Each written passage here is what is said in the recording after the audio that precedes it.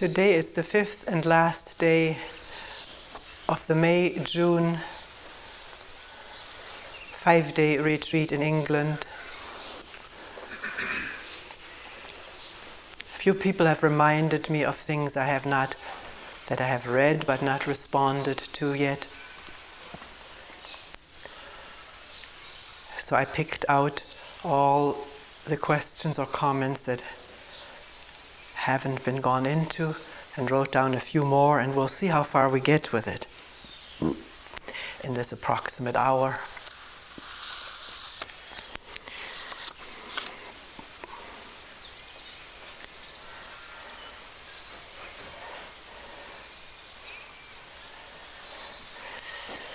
In the so-called selfless mode, being without a self, as so many religions stress,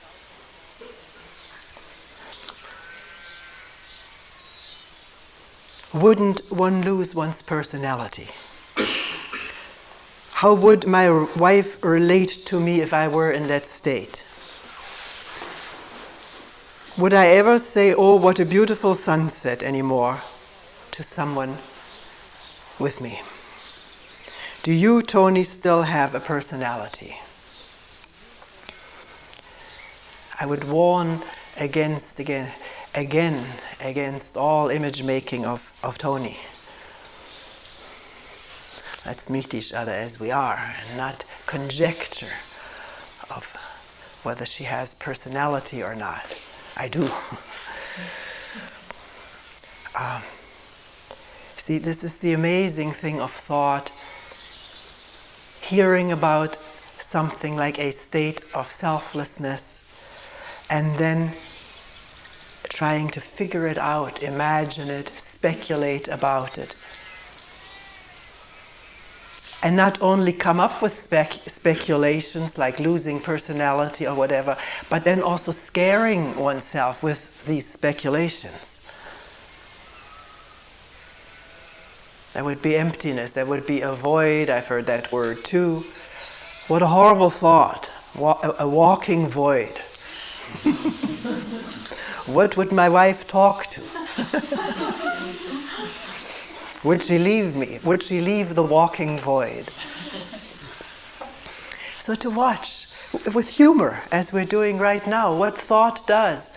If there is no insight into a state in which self-reflection is quiet, then why speculate about it? We do it. So can we trace and become aware of this movement of speculation in the mind and what it does?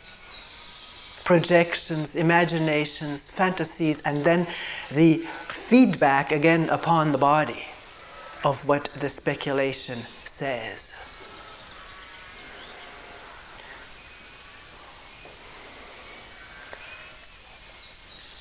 And the other question enclosed in this one was, would I still say, "Oh, what a lovely flower or beautiful sunset" to someone who's with me? Because in that state of selflessness, one doesn't name things anymore. There's another idea. Maybe if two people together watch the sunset, there won't be any verbal expression of it, and yet there is seeing it without a sense of division either between you and me or the sunset and us. Or there may be the fullness of expression about it, because we are standing there together and we like to communicate with each other. Human beings love communicating with each other, particularly in the presence of something beautiful. And it may be quite clear that the word beautiful sunset is not this thing happening, which cannot be captured by any words.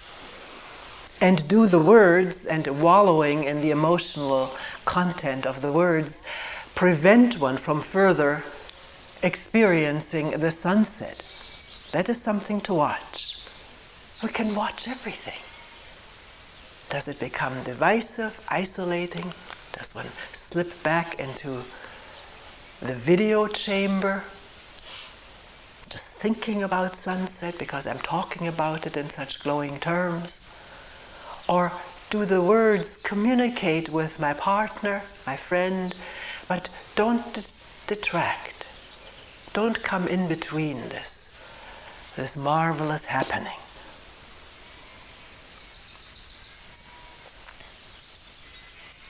And in a state of open looking and wondering and listening, words become transparent. They are not eradicated from the mind or thoughts, but it is quite clear that the thought or word is not what is actually going on.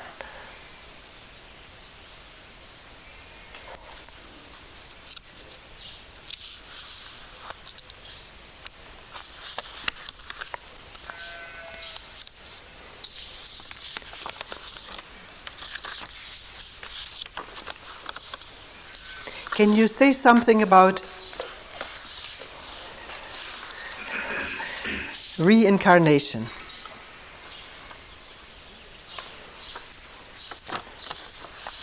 A close friend committed suicide, and it helps me to think that in another life she will have another chance. What do you, Toni, say about reincarnation?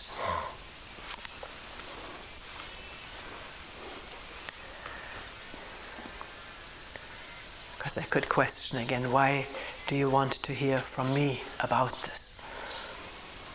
But we are interested in hearing other people's opinions or maybe experiences.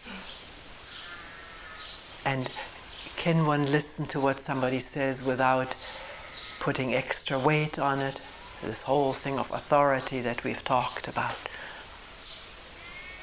Toni or XYZ saying something must be more weighty than ABC saying something.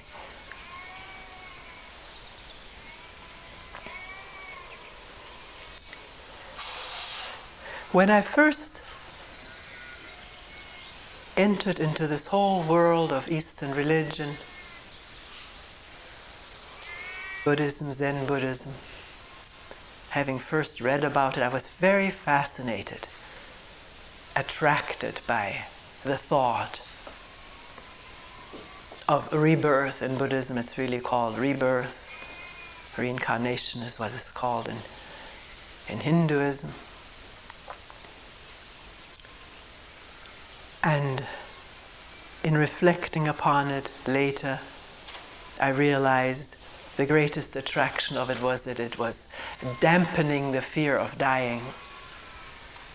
There was something to look forward to, and of course we always think we'll have a better life. At least we hope that our friend will have a chance, a better chance than in this life. So for a while I could lay to rest the fear of dying, because I'll be reborn.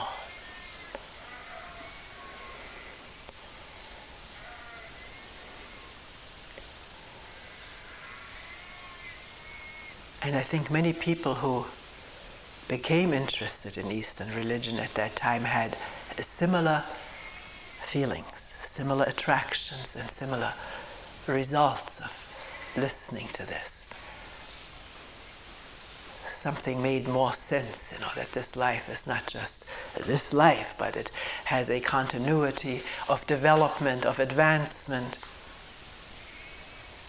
of reaching higher and higher and higher stages of development, eventually merging with the all or becoming fully, perfectly, totally enlightened.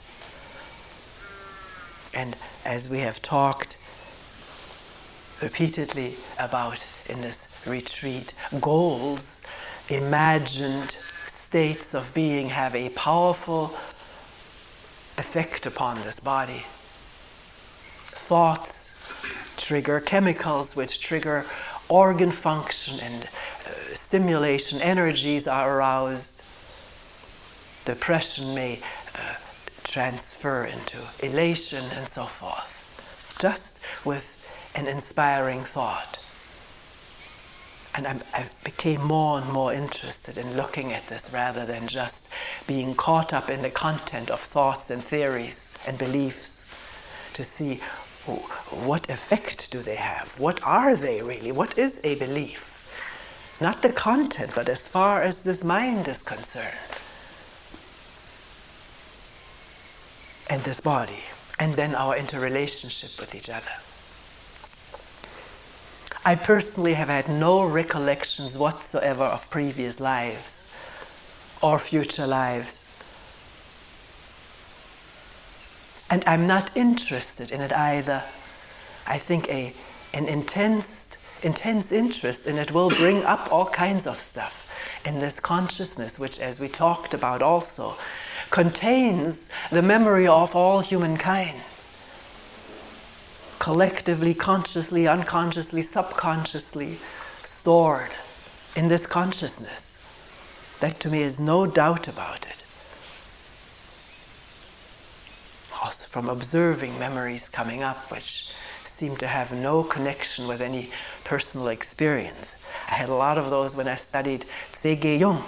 It's interesting, you study somebody and all of a sudden your dreams change. They were different when I studied Freud. Had different dreams. Maybe both of them some significance, but I was interested also in dreaming what one was almost supposed to dream. But there were sometimes elements which, in also studying some mythology, I with interest found that there were some mythological themes that I had no personal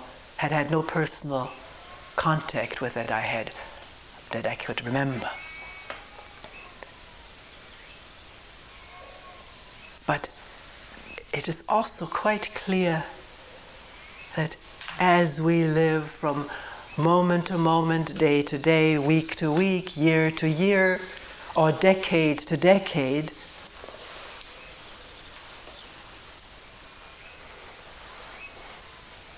our previous states or looks or what we were at that time is now memory, isn't it? I'm no longer what I remember that I was when I was a 4-year-old girl or 14-year-old teenager, a young woman in her 20s.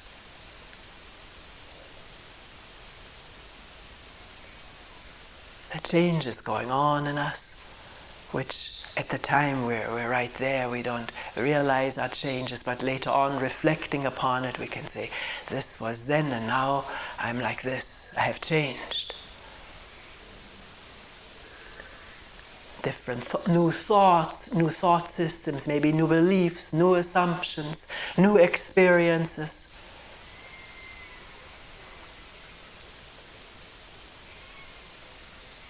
New learnings and education, studying things. And we assume different images about ourselves, and the personality changes, at least somewhat. Our capacities change over this lifetime. Don't have to go back to previous lifetimes.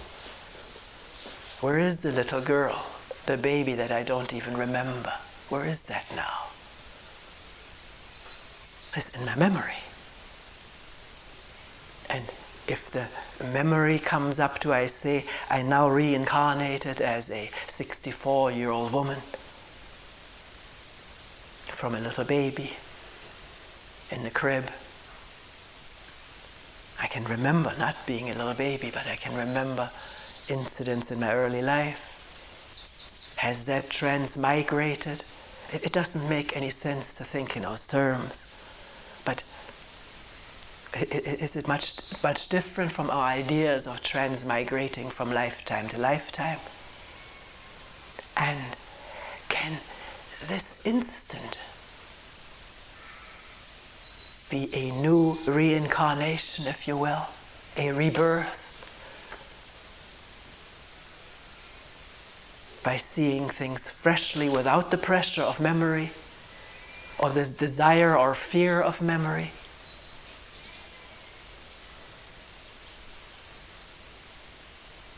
Or is it just the same old thoughts reincarnating all the time? maybe a moment of no reflection about myself, and then somebody says something that upsets me or hurts my feelings, and here the me is reincarnated again, if you will. It comes up again in a powerful form, fighting back or hurting or hating or withdrawing. Where a moment ago was no reflection, was quiet, a 5-day retreat. Self-reflection may have been relatively quiet, at least for moments at a time. And then it awakens again, it's reborn, reincarnating into this moment. And can one likewise look at this whole thing of lifetime to lifetime as a stream of consciousness constantly manifesting again freshly in new human beings? Which it does, because the thought content changes over time, but streams of thoughts or streams of consciousness does reincarnate or does manifest again in human beings. And that goes on, the stream of thought manifesting in human beings, newborn today, still with open, innocent eyes. And then pretty soon the sense of me first, mine, not sharing. Some children seem to be more given to sharing than others.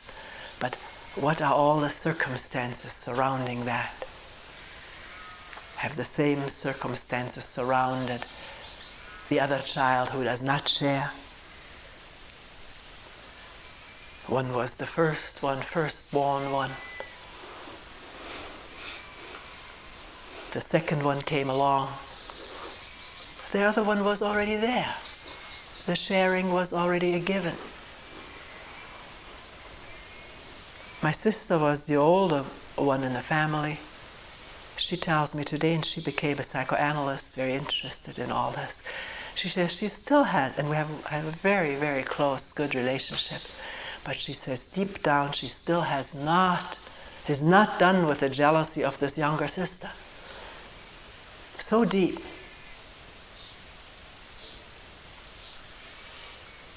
And I didn't have that. To me, it was rather feeling inferior in the face of a sister who could do so much, who was so good in school and so forth. There was another constellation. When our son, who was an only one, didn't have a second child, we adopted him. He played for a long time best friends with a little girl who was the third of 5 children. And she's very grabby. And they were very good companions. He loved her companionship and let her have everything that she wanted. And she had one place where she could grab everything without an older sister bopping her on the head.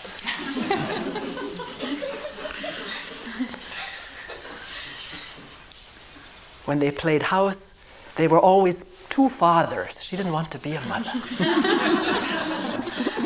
2 cowboys.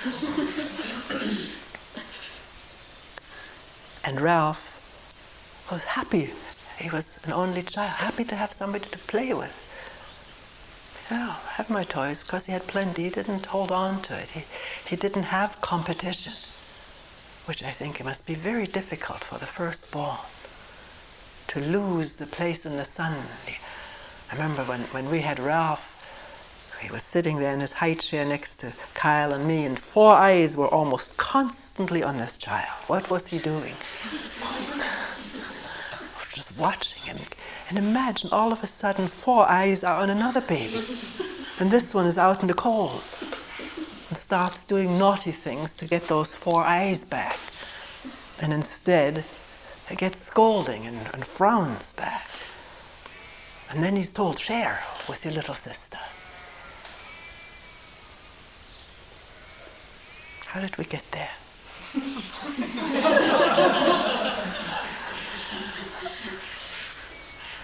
Consciousness. No, it came from rebirth. It came from that. So, thoughts and patterns of behavior patterns of beliefs and whatsoever reincarnating, if you will. But to say, if I think of something very vividly in the Middle Ages, being a princess in a towered castle, and usually people have such glamorous remembrances. Nobody says I was a charwoman thrown into a mass grave at the time of the what was it, pox or pestilence. No one has ever said that to me. It was always something dramatic, interesting. So a memory like this comes up very vividly. Or this déjà vu. Somebody once told me they came to England and they knew every place of that village. What is the connection between this was me? What is this me? This was me, and now this me is me now. There's such complication. They're memories, and they manifest in human beings. And the strongest cluster of memories is the sense of me-ness, selfness, I-ness. I want to investigate that now as it happens and not have fantasies about what I was in a former life, to entertain myself, or what I will be in a future life. My friend has taken her life, and I've gone through the same thing. Even with close relatives, there's great pain there. And again, does the thought of her or him having another chance in another life alleviate my pain, that my need is to alleviate my pain?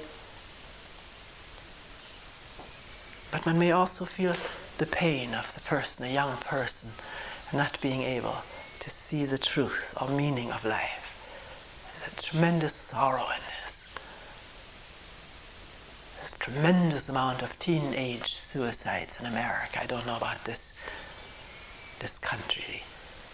Young people feeling the utter meaninglessness of life and taking their life.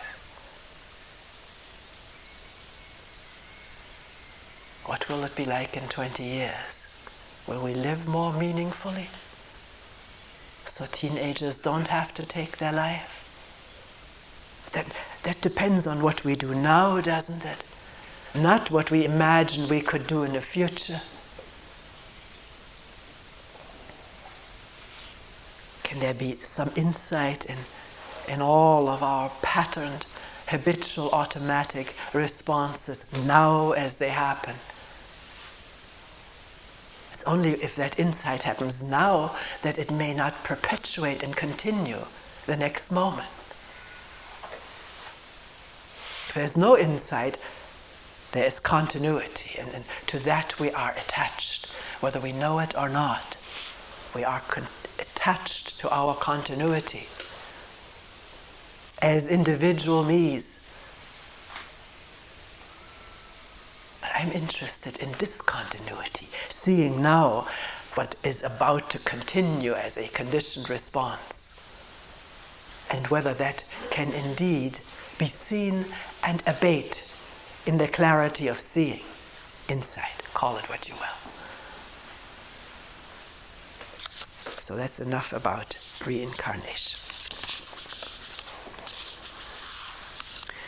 You have said repeatedly, am I going too fast? You have said repeatedly that our consciousness is not as individual as we think and feel it is. That human consciousness is an interconnected whole. That is something I can neither understand nor intuit directly. Can you say some more about this?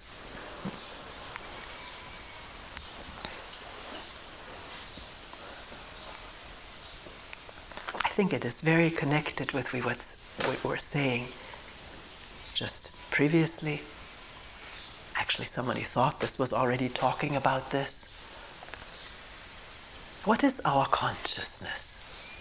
Where does it come from? Who is the owner of it? we think is mine, and I am the owner, but that needs to be examined if one is interested in not just perpetuating belief and common usage of words and concepts, and in trying to find the owner of this consciousness, the thinker of the thoughts, the possessor of this body, I find nothing. I only find a throbbing body, a flowing consciousness, and in that consciousness, the thoughts is mine.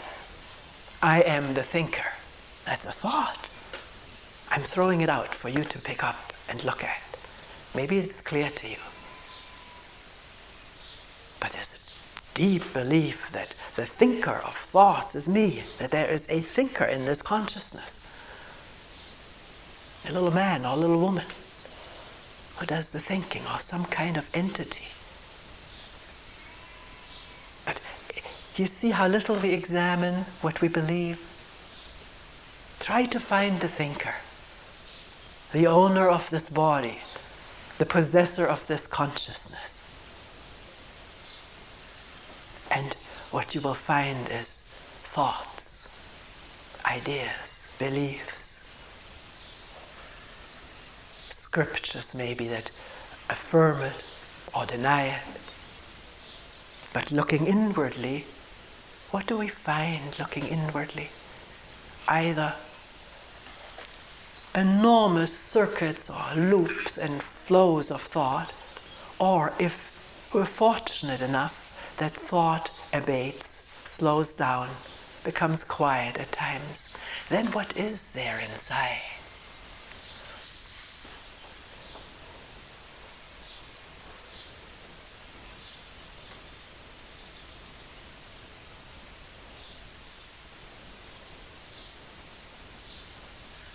It's a very engaging story of a Zen teacher who, as a little boy, was present at the funeral of his father. There were cakes on the altar, and he asked the priest, "For whom are those cakes?" And the priest said, "They are for your father." He said, "For my father? He's dead." The priest said, "Well, they are for the soul of your father," which fascinated the 7-year-old, however old he was, boy. What is a soul that can eat cakes? If he has one or had one, I must have one too. That was a little intelligent deduction. But he didn't rest content with that. He wanted to find that soul, come upon it. All the advice he was given was, find it yourself. Don't ask me about it. So he spent long years. Of course, we're told the story maybe a little bit to inspire us to sit long years. We must always distract a little bit from this story. But in this sitting, things sort of emptied out. He was very serious about it. He didn't want to do anything else but find the soul. And sometimes people get totally absorbed with something, some idea, some goal. Scientists do it. Newton is said to have been so possessed with trying to figure out this whole gravitational thing that he boiled the egg clock and held the egg in his hand.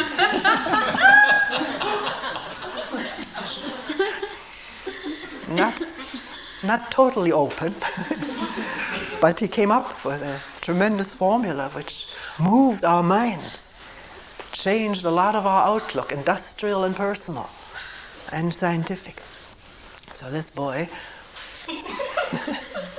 was possessed with trying to find his soul. And the more he sat, the quieter it got. He found nothing. And everything became empty like the sky. And he said, don't stop. He was now admonishing his students, don't stop with that emptiness either. You know, people find the emptiness for seconds or maybe longer periods, and then they want to hold on to this. I found it. But who is the experiencer and holder honor to this emptiness? Still me, isn't it? An idea of me having something and the stimulating effects of that idea of having my emptiness on this body attached or addicted to the energies of that idea or of that the feelings of that emptiness. But it's a dual state. So if we begin to look inside, leaving alone Basuide, was his name, I think, what we first find is nothing but thoughts. And of course emotions. I can't stress that enough. Every thought is linked with emotions and sensations. The thought itself is not qualitatively different from what else goes on. It's a electrochemical, whatever all process in the brain and having the power to transmit chemicals to other organs and also to be stored in memory. This is what is so for all of us. The idea of being a thinker, the idea of having this body, being the owner of it and attached to our possession,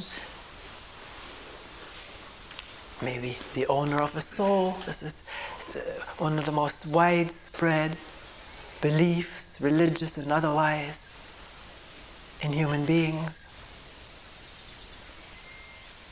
All the historical early things, there's little intimations of depictions symbolically of the soul escaping at the time of death as a bird or some kind of symbolic thing. We share that.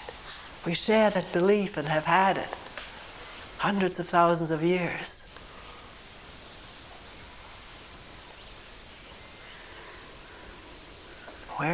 Where does our consciousness come from? Where do our ideas come from? They come from whoever inculcated us with them.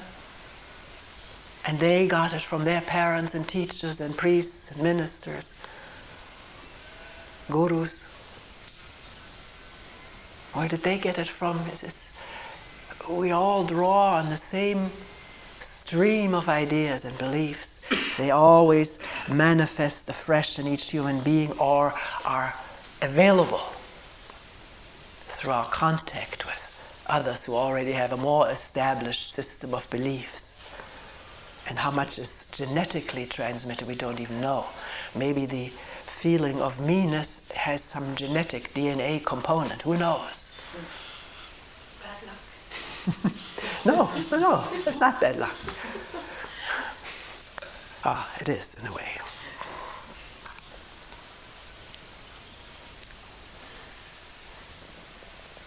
Because when the insight into it has nothing to do with genetic determination. I'm quite sure about this. I may be wrong. It's something that comes, I know not where from. And maybe even the idea of from here to there is already off. Not to think in those terms. It's the limited way the brain thinks. So where does all our stuff come from? It comes from mommy and daddy, the inherited traits, and of course their parents and relatives. There's a big pool of stuff, genes, DNA, which always reincarnates, if you will, or manifests in each newborn baby. It's not his or hers. He didn't do it. I didn't do it. It's our genetic transmissions from a pool of capabilities and features and talents, looks, characteristics of, because there's subdivided pools, some racial DNA or genetic transmission is somewhat different from another, but there is this transmission of genetic material, hereditary stuff, for all of us human beings. It's not mine. I can say it's mine, but it's just manifesting here. And after I die, where will it go? Does it again become part of that stream?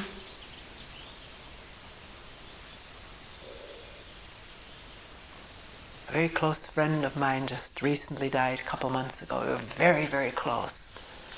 We were over the phone. We were not together physically, over the phone, as she was dying of cancer.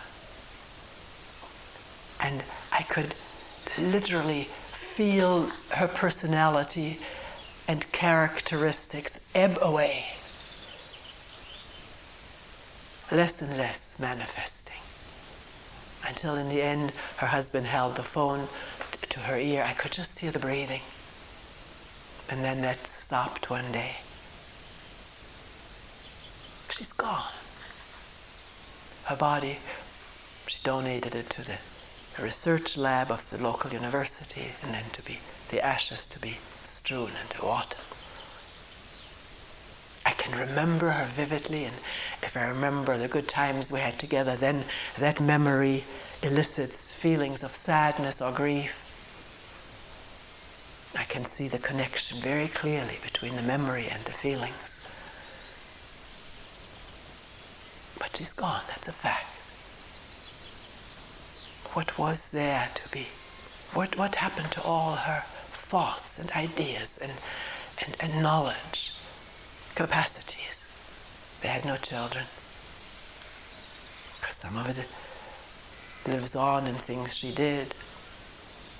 Thoughts maybe that were absorbed by others. This is how we accumulate information and knowledge, by contact with each other. But we all do it. It's one process. Do you see that? And it is so in spite of the fact that not two human beings are entirely alike.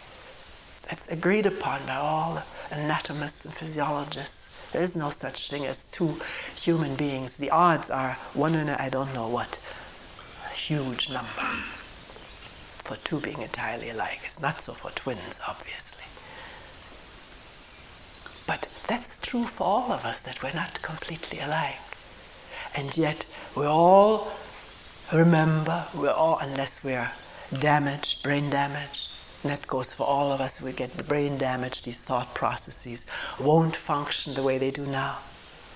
But for a healthy individual, there's thought, storage of thought, and the connections of thought with emotions, image making, and taking the images for real, and then reacting to the image and not seeing the real thing. That goes for all of us since time immemorial.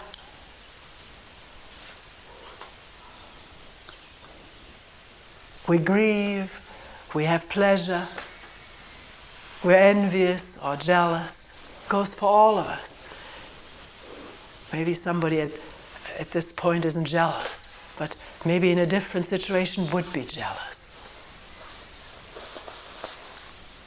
And of course our physiological, anatomical functioning is so similar, albeit some variation.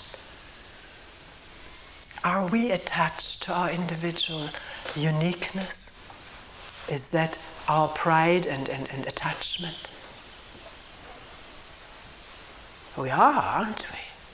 Particularly if we have some capacities, and make image out of it and then attach to this image and garner physical stimulation from that image, energies, enthusiasm, or self-love.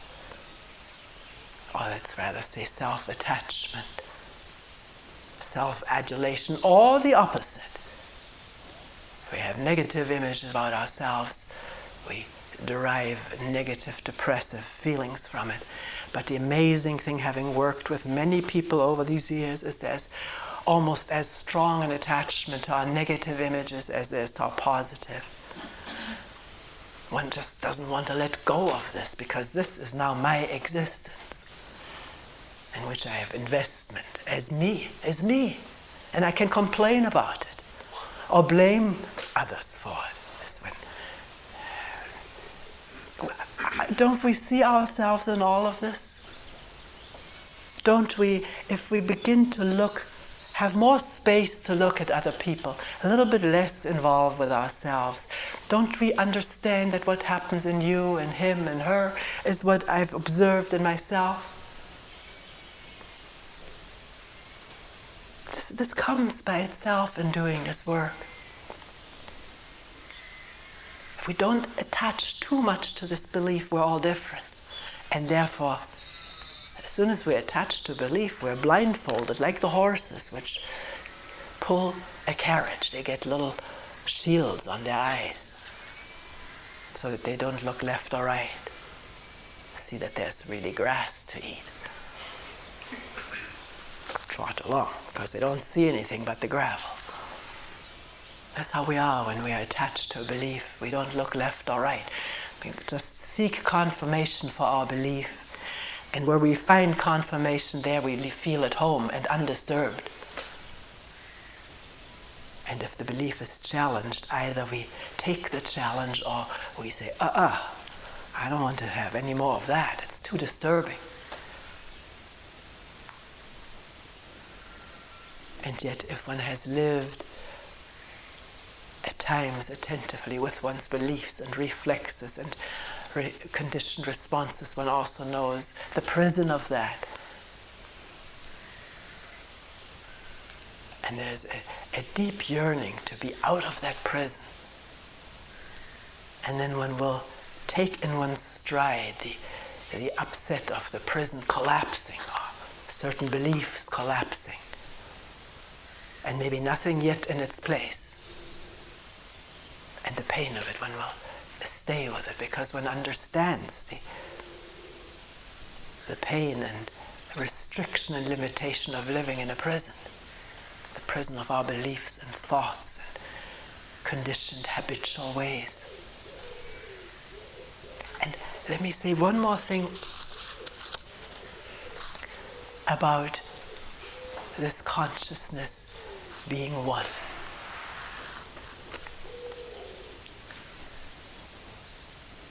I think I've said enough about the consciousness of thoughts and habits and history, accumulated knowledge, accumulated what have you.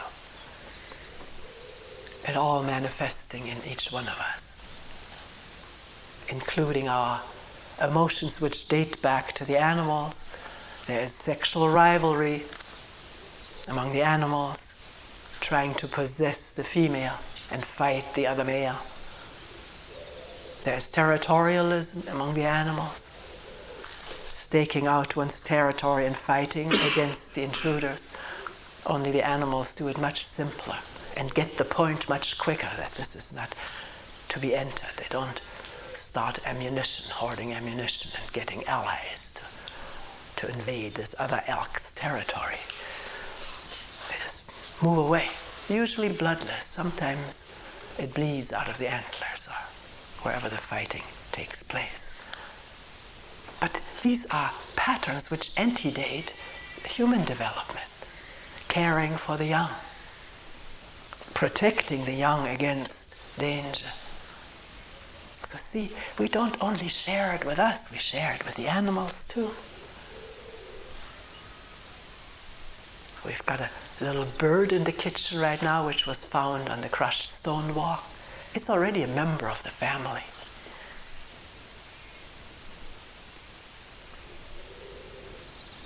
There's some mutuality.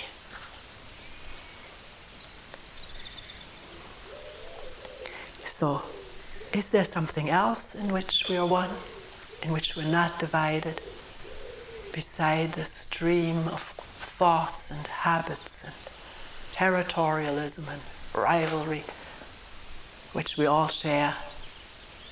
Is there something else which is shareable on a deep level?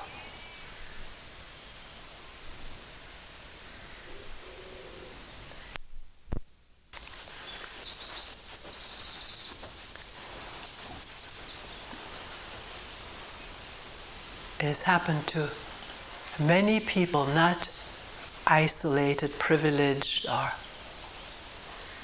distinguished personalities. It has happened to many people, some of whom very simple, either engaged in meditation, quiet, sitting, walking, listening and looking, or not engaged in any system. It has happened that the world opens up. Something opens up into silence and space and the absence of division.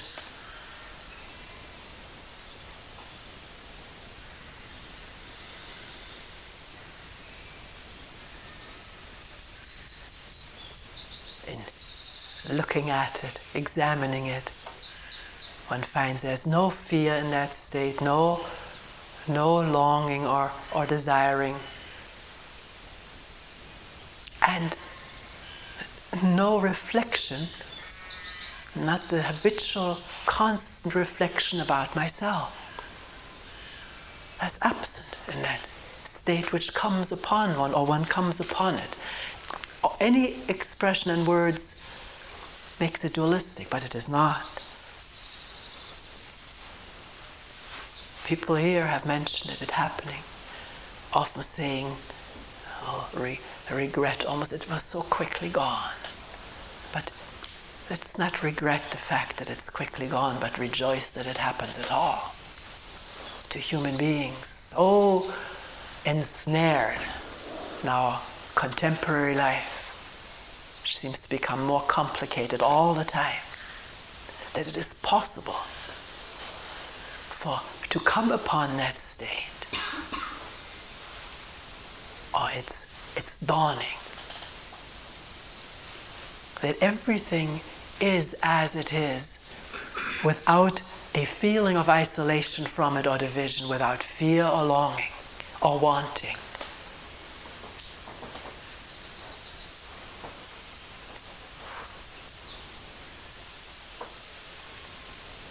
And in no need to be judged, good or bad, right or wrong. It's what it is, not the intellectual reflection, but the actuality of it. When that happens to you and me, there is no difference between us. That listening, that being, has no personality or limitation, borderline between you and me.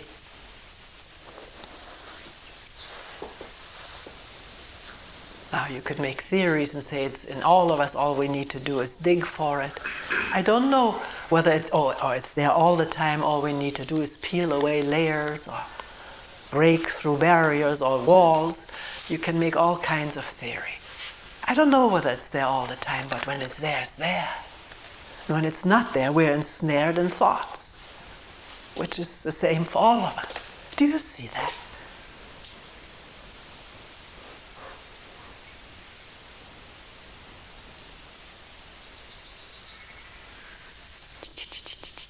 Is that different for me than for you? Of course, you may be deaf. I have a very intimate correspondence with she's actually a Vipassana teacher who's deaf.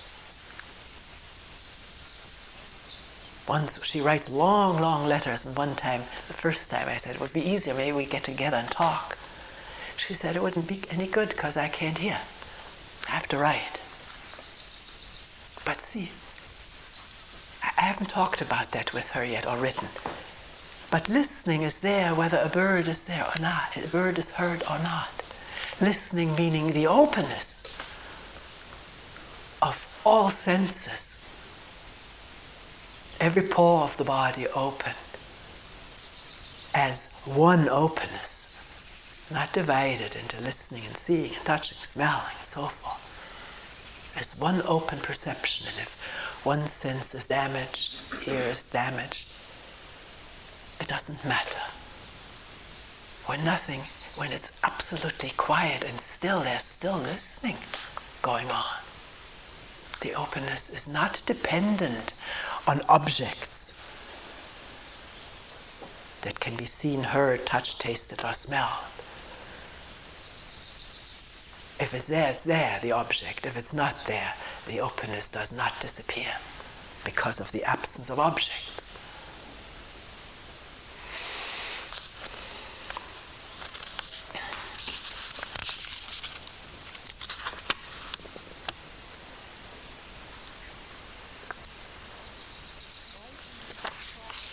Why do you not talk about impermanence and selflessness?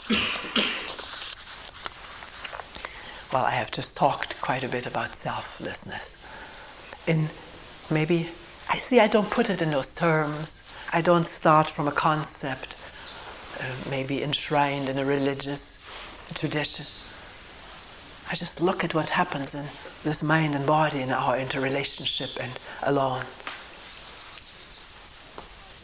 I would not just posit this state of selflessness as something that is the summum bonum, something we should achieve. It creates or perpetuates all the mischief we're capable of. To try to get that, have that, attain it. We talked about that previously, and a lot of people have had an insight about that. But what does it mean to be selfless? Let's look at it since it came up again. Does it mean imposing precepts upon myself to be selfless? Vowing to be unselfish? Vowing to be compassionate?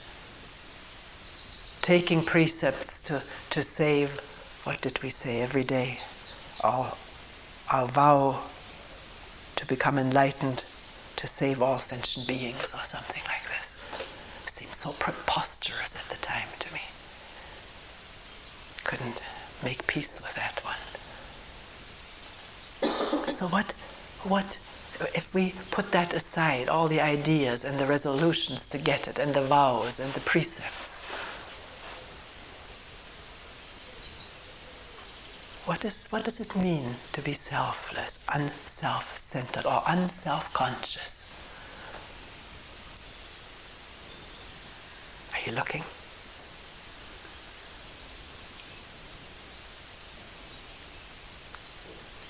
Doesn't it mean that thought, with its emotions, emotional connections and memory connections, doesn't constantly revolve around this idea and sense of me, constantly reflecting about myself, including reflecting that I should be a better self, as also revolving around myself? That this process of self-reflection, which is programmed into the human brain, it's not a bad, blameworthy thing, it's programmed into the brain. We have that capacity to reflect upon ourselves. Animals, as far as is known, don't have that. That's why they live more simply, less self-centeredly, if you will. Less in war. They don't have wars and hatred, torture.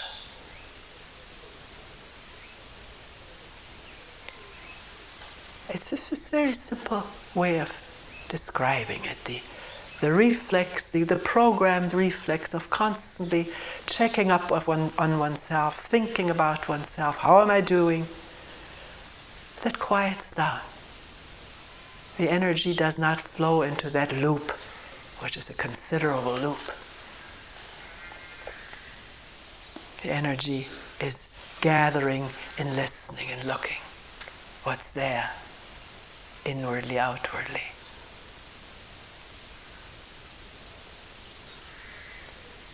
The constant self-reflection may be shut down for an instant or for longer periods of time. One person I've read about claims it's shut down for good. I can't believe that. And it doesn't bother me that she says it. You can just observe what happens here in this laboratory, if you will. Observing in oneself.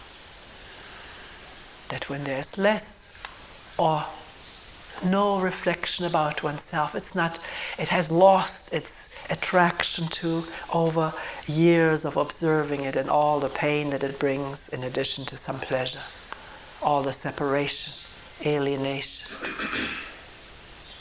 And it's not so important. The body doesn't need to constantly suck energies from this thinking about oneself. If that becomes clearer, more transparent, And then a space to be in touch with what is. Not in relationship to self-reflection, but as it is.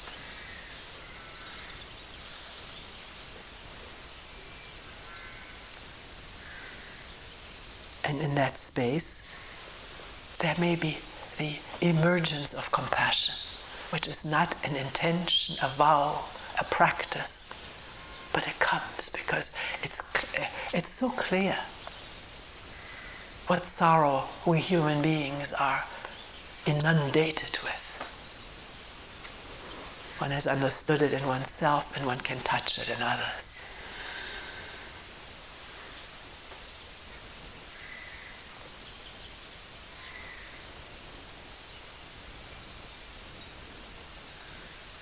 So, can the self-reflective process, reflex, if you will, become transparent at times, that one really sees that it's going on? And if there's not too much pleasure invested in it that wants to continue, then maybe the energy will flow out of it into awareness of listening, looking, being here. Not as a somebody who needs to constantly get attention and praise or expecting blame. Just as a human being, for that time free from the prison of constantly having to think about oneself. And it's not a moral thing, it's not a resolution. It happens on its own when it becomes transparent. And sometimes it shuts down. One knows not why or how or where from. It just isn't there. And the world looks different. Beautiful, bright, not threatening.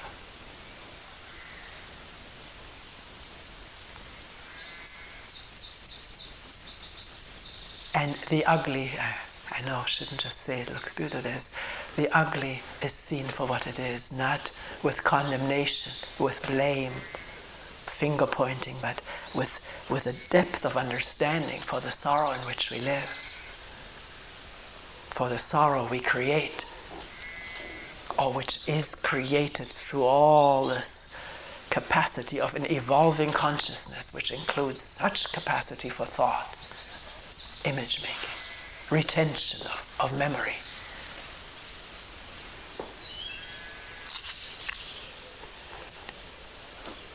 And what about impermanence?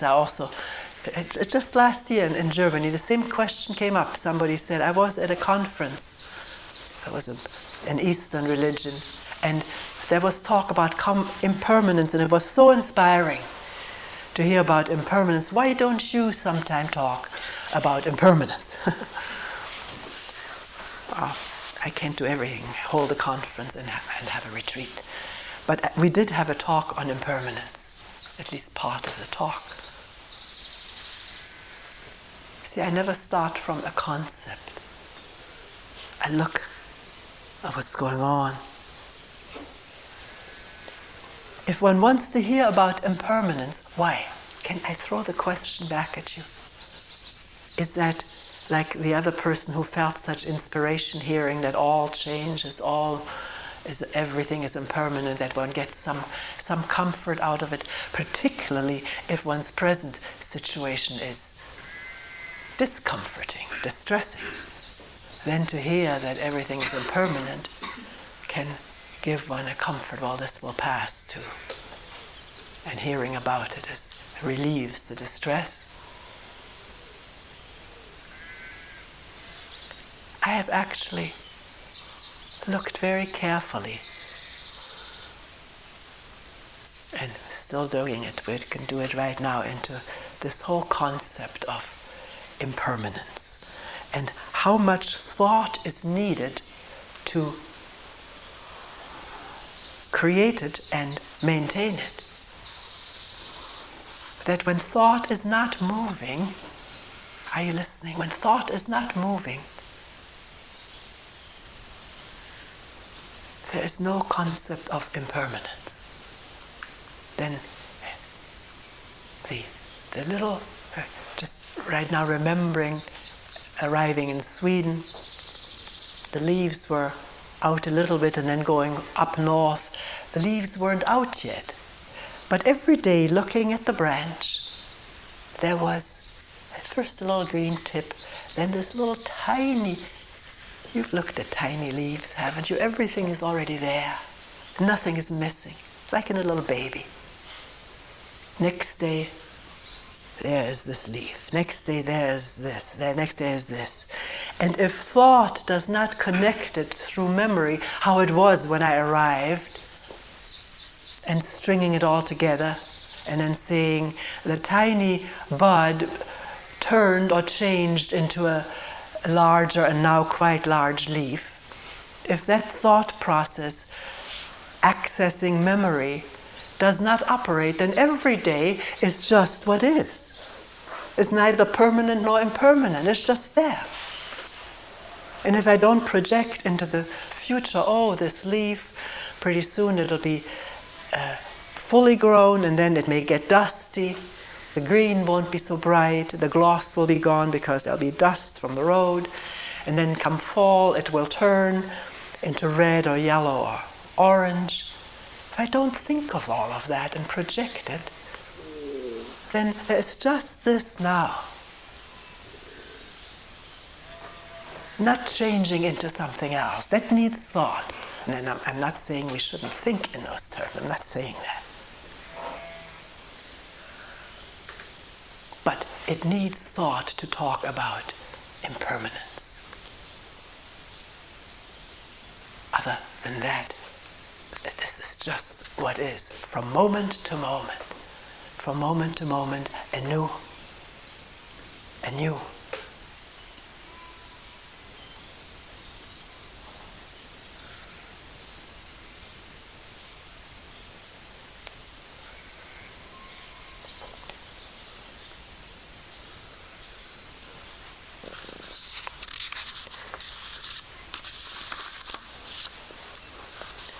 Sometimes you say, oh, this is just a thought. Isn't thought also real? Of course it's real. Has the reality of, I think we talked about this today, the reality of a physiological, electrical, chemical process. It's the content of thought, what it says. Saying that you're bad because you've got black skin, or you're liable to be a drug dealer because you've got a beard or look in a certain way. Then thought is not real. The process is real, but what the content projects is an illusion. Is that clear?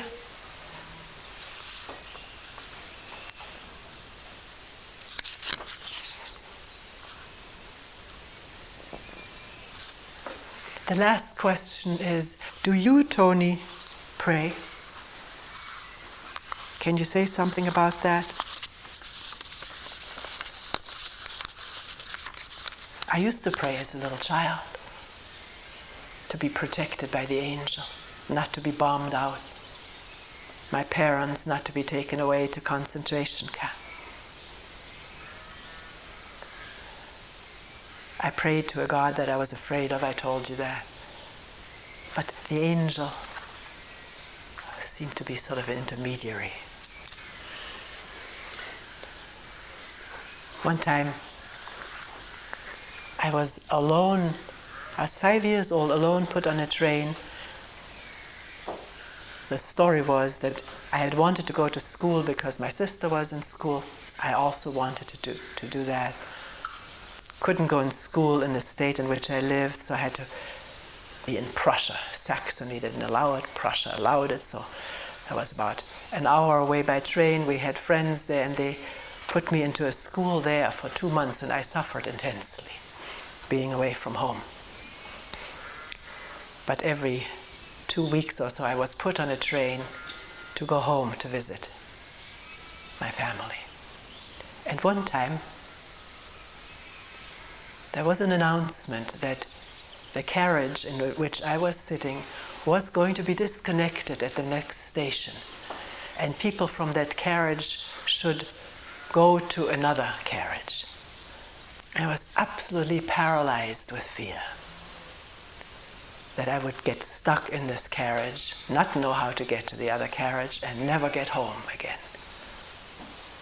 And I prayed very intensely to God to not let me get stuck in this carriage. Get me out of here somehow. Help me. And there was a man across me. And at one point he said, "Little girl, where are you going?" I said, "I'm going to Leipzig, but blah, blah, blah." "Oh," he says, "you have to change carriages. Come with me at the next station." And he took me by the hand and got me to the other. Of course, I was convinced my prayer had been heard.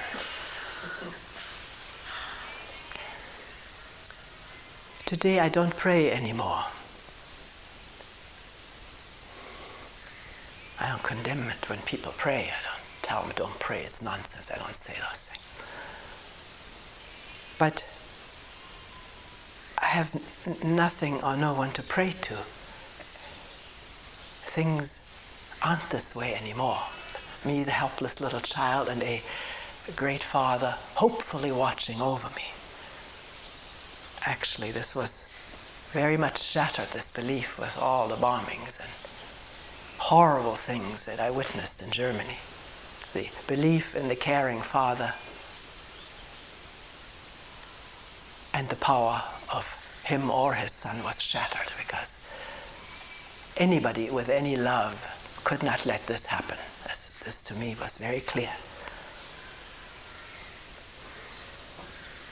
So the belief in that was shattered, and there was no one to pray to.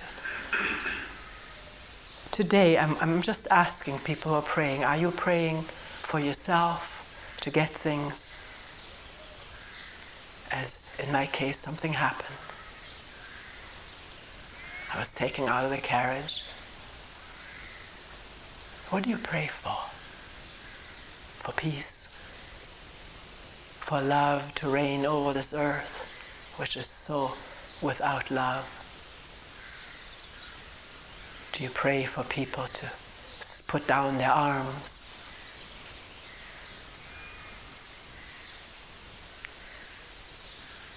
Stop polluting the earth, stop cutting down trees, whatever. Is that what we pray for? Hoping that the prayer, and if maybe we get together in prayer, it will be more effective. Maybe it will be, maybe there will be some effect from the combined energies of prayer. The Catholics do it, the Tibetans, the Dalai Lama prays, I think, with people, and accumulations of people praying together. Maybe it has some effect, a little effect, like maybe a snowflake falling on a hot pavement.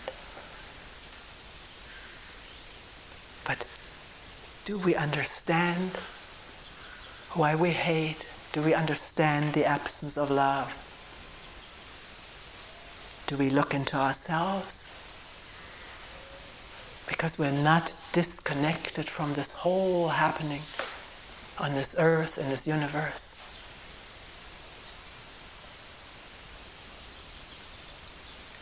At that moment, the need for prayer turns into the need for looking and listening, inwardly and outwardly, with a growing intelligence. So we don't have to blame or shoot or hate, but can understand. And compassion arise out of this understanding.